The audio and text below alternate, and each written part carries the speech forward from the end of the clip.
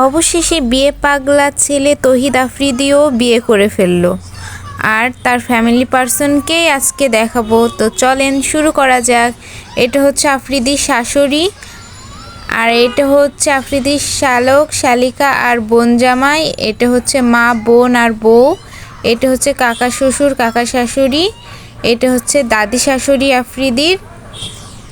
মানে ভালোবাসার মানুষকে পাওয়ার পূর্ণতার একটা আনন্দের অন্যরকম ওই পিকটাতে ওইটা বোঝাচ্ছে। এটা হচ্ছে রোজার রায়সা যমজ বোন।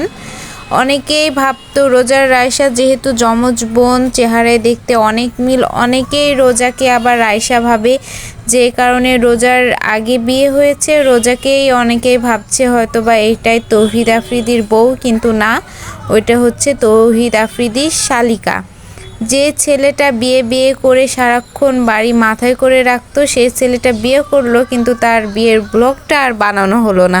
সবার মুখে কিন্তু এই একই কথা, পাবলিক কিন্তু এইটাই সবচেয়ে বেশি করে বলছে যে বিয়ে পাগলা ছেলেটাও কিন্তু বিয়ে করলো, কিন্তু তার বিয়ের ব্লগটা তৈরি করা হলো না, আমাদের দেখা হলো না।